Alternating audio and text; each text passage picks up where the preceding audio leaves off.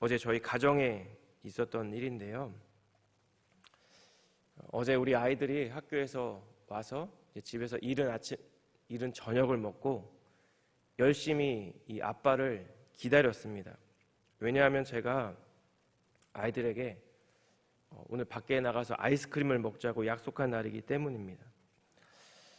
교회를 나와 평소대로 이제 운전대를 잡고 집으로 가는데 문득 저를 기다리는 아이들의 모습도 떠오르고 또 정말 별것 아니지만 자신이 먹고 싶은 맛을 고르고 행복하게 그 아이스크림을 먹을 아이들을 떠올리니까 순간적으로 제 안에 제가 형용하기 어려운 기쁨이 제 안에 느껴지는 것입니다. 그런데 문득 이것이 우리를 향한 하나님 아버지의 마음이라는 생각이 들었습니다. 자녀가 기뻐하는 것 그 자체가 기쁨이 되는 것이 우리 주님의 마음이라는 것입니다. 20세기 이후에 전 세계 그리스도인들에게 많은 영향을 미쳤던 기독교 사상가 중에 한 명이 C.S. 루이스라는 분이 있는데요. 이분이 자신의 생을 마감하기 6년 전쯤에 자서전을 지었습니다. 이 자서전의 이름이 바로 예기치 못한 기쁨입니다. 회의론자이자 무신론자였던 루이스가 어떻게 그리스도인이 되었고 예수님을 영접하게 되었는지 독자들에게 이 책에서 그는 전달하는데요. 하나님은 다양한 것들을 통해서 루이스라는 한 사람을 하나님께로 이끌었다라고 이 책에서 고백하고 있습니다. 그리고 그 중에서도 가장 중요한 것이 바로 기쁨이었습니다. 자서전의 이 이름이 예기치 못한 기쁨이고 영문으로는 Surprised by Joy라는 것이 아마 이 자서전의 내용과 무관하지는 않을 것입니다. 오늘 우리가 함께 읽은 이 본문 말씀이 속해 있는 요한복음 16장은 13장부터 이어져 온 예수님의 일종의 고별 설교와 같은 말씀입니다. 예수님은 계속해서 제자들에게 자신이 제자들을 떠나게 될 것을 말씀합니다. 세상이 너희를 미워할 것을 말씀합니다. 그리고 제자들은 예수님의 이 말씀을 들으며 근심과 걱정과 불안과 두려움 속에서 이 시간들을 보내고 있었을 것입니다.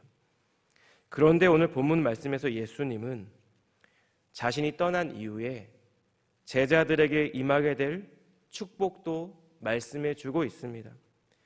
여러분, C.S. 루이스가 자신의 삶을 이끄셨던 주님으로부터 예기치 않은 기쁨을 경험함으로 살아계신 예수님을 만났던 것처럼 제자들도 전혀 예상하지 못했던 축복을 누리며 주님의 약속을 경험하게 될 것을, 살아계신 예수님을 만나게 될 것을 지금 말씀하고 있다라는 것입니다.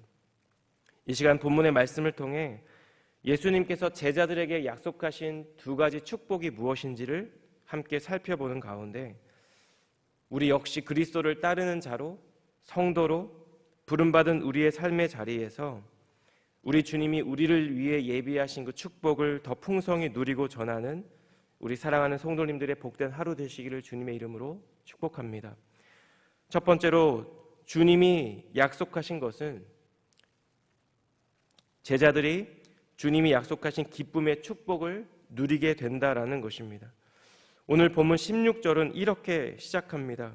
조금 있으면 너희가 나를 보지 못하겠고 또 조금 있으면 나를 보리라 하시니. 여러분, 조금 있으면 나를 보지 못하겠고 또 조금 더 있으면 너희가 나를 보리라는 이 예수님의 말씀은 무엇을 의미할까요? 먼저 첫 번째 조금 있으면은 예수님의 죽음으로 인해 잠시 동안 주님을 보지 못하는 그 시간을 말할 것입니다. 그런데 또 조금 있으면이라는 표현은 조금 중의적인 의미를 갖는 표현입니다.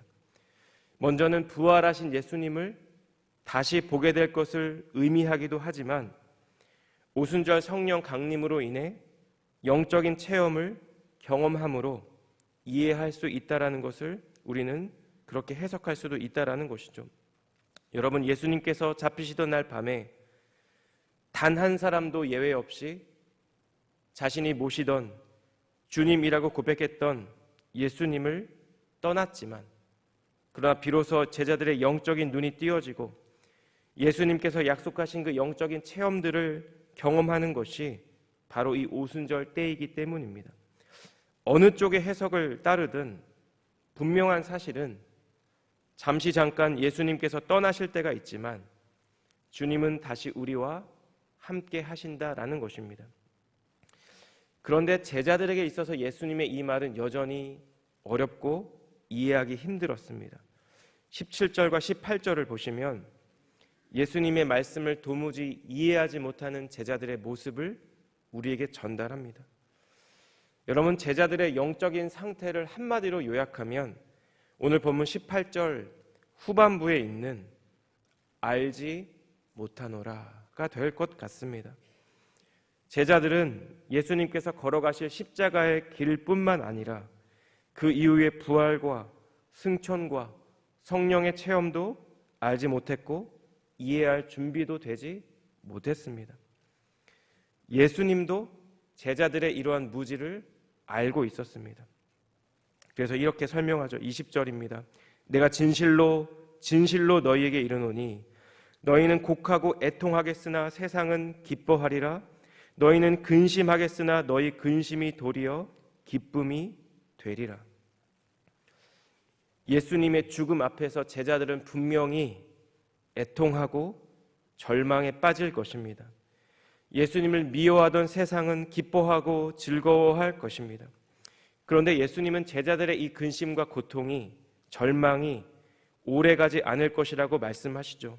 너희는 근심하겠으나 너희 근심이 도리어 기쁨이 되리라. 예수님은 제자들이 겪게 될 이 슬픔과 기쁨을 산모들이 겪는 해산의 근심과 출산의 기쁨을 비유로 설명하는데요. 21절을 보시면 이렇습니다.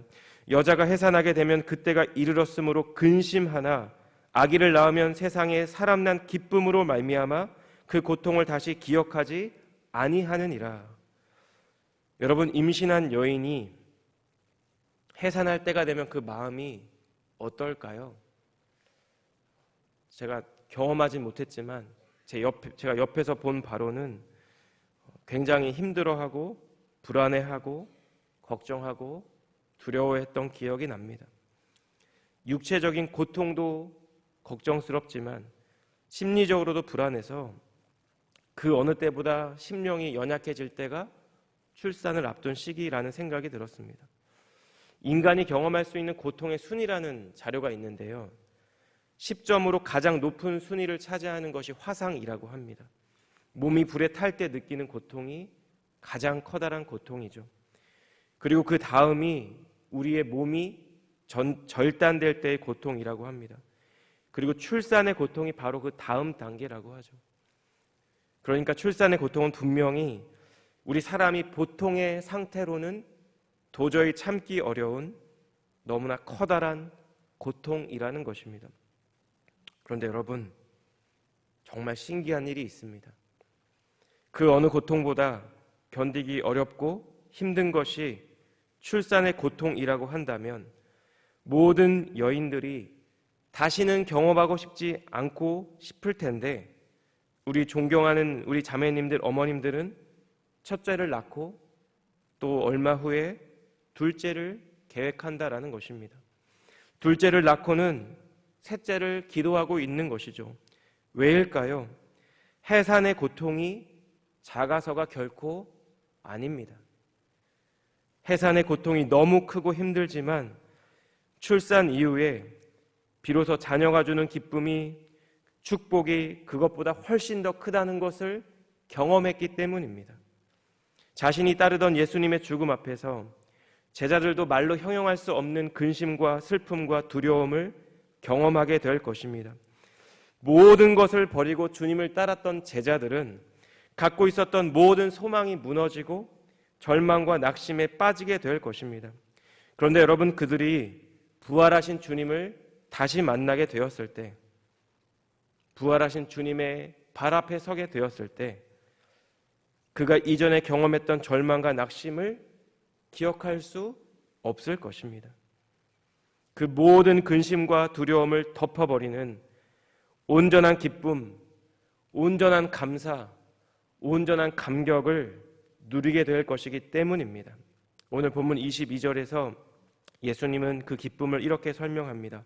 지금은 너희가 근심하나 내가 다시 너희를 보리니 너희 마음이 기쁠 것이요 너희 기쁨을 빼앗을 자가 없으리라. 여러분, 주님은 제자들에게 기쁨의 축복을 약속하고 있습니다. 주님이 주시는 기쁨은 예수님께서 제자들을 다시 보게 될 때 나오는 기쁨입니다. 그리스도의 임재에서 비롯되는 기쁨이라는 것입니다. 여러분, 그런데 중요한 것이 있어요. 이 기쁨이 임하는 것은 제자들이 예수님을 볼 때가 아니라 예수님이 제자를 볼 때라는 사실입니다. 여러분, 우리는 때때로 주님의 임재로 은혜가 충만할 때도 있지만 그 임재가 전혀 느껴지지 않을 때도 있습니다. 주님이 나와 함께 하신다는 약속의 말씀보다 내 상황과 환경에 내 시선을 빼앗길 때가 있습니다. 여러분, 만약 주님이 약속하신 이 기쁨의 기준이 주님을 향한 나의 시선이라면 여러분, 이 기쁨은 지속되지 못할 가능성이 클 것입니다. 우리의 시선이 우리의 연약한 믿음으로 인해 주님을 향하지 못할 때가 있기 때문입니다. 그런데 예수님은 주님께서 친히 주실 이 기쁨의 기준이 예수님의 시선이라는 것을 말씀합니다. 여러분, 주님이 제자를 보신다는 것은 제자를 향한 예수님의 관심을 의미합니다. 그리고 제자를 향한 저와 성도님들을 향한 예수님의 관심은 세상 끝날까지 계속될 것입니다. 주님이 승천하시며 하셨던 약속의 말씀은 볼지어다 세상 끝날까지 내가 너희와 항상 함께 있으리라 는 말씀이기 때문이죠. 여러분, 주님이 약속하신 기쁨은 그래서 영원한 기쁨입니다. 22절 하반부에 보시면 주님은 너희 기쁨을 빼앗을 자가 없으리라고 말씀합니다.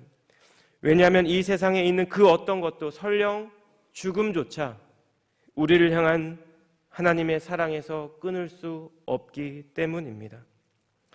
여러분, 그래서 항상 기뻐하라는 바울의 명령은 결코 헛되고 현실성 없는 명령이 아닙니다. 이것은 주님의 약속에 기초한 주님의 명령이고 주님의 축복입니다.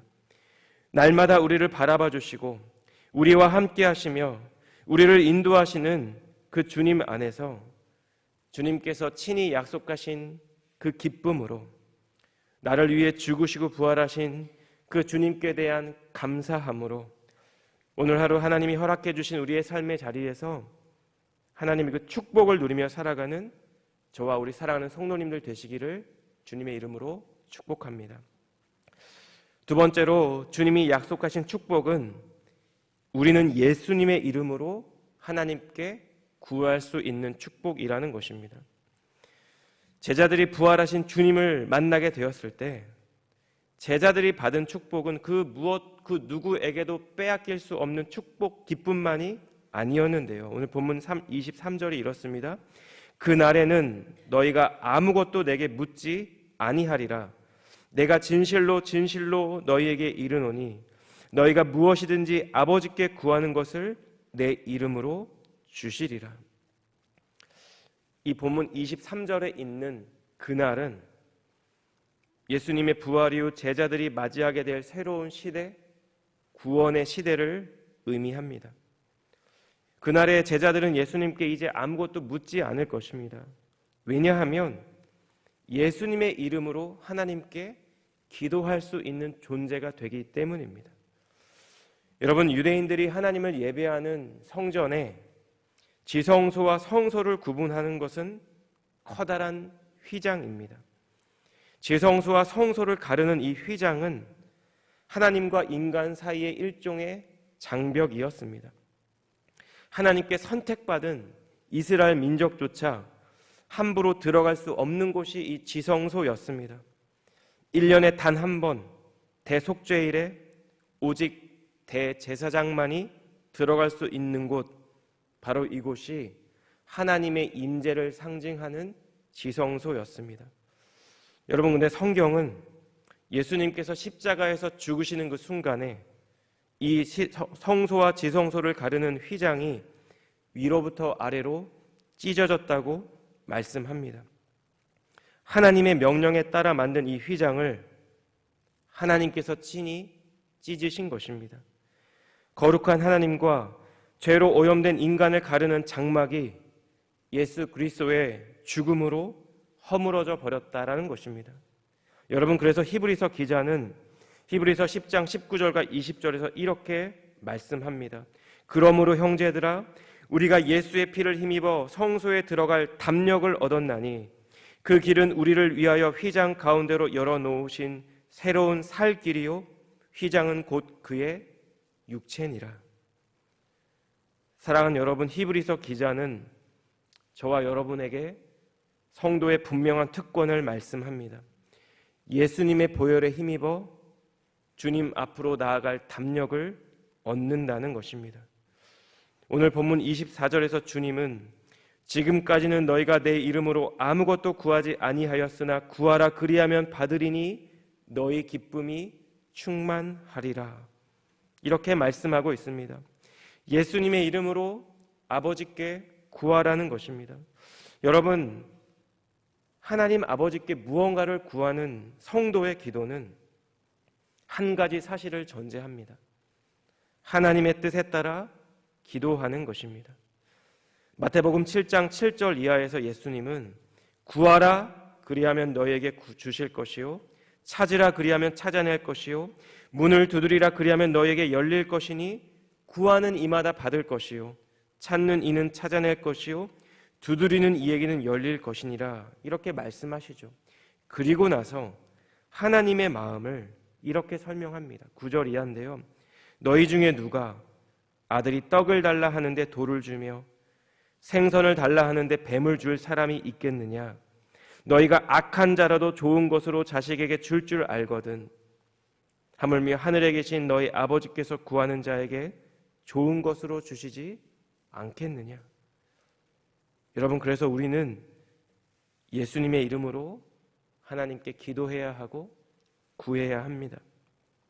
야고보서 1장 5절에서 야고보 사도는 너희 중에 누구든지 지혜가 부족하거든 모든 사람에게 후히 주시고 꾸짖지 아니하시는 하나님께 구하라 그리하면 주시리라.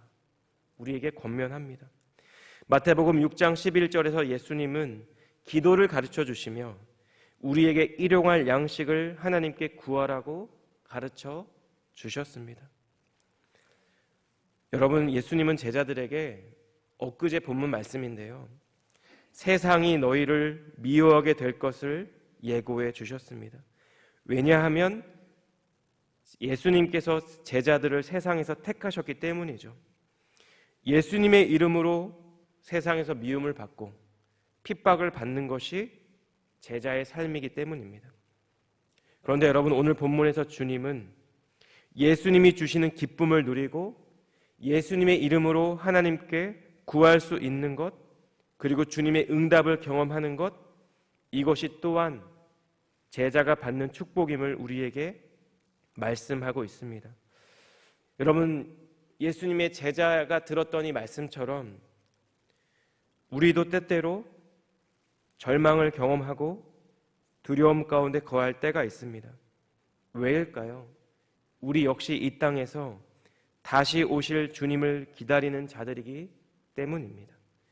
우리도 주님께서 선택해 주신 주님의 백성이기 때문입니다.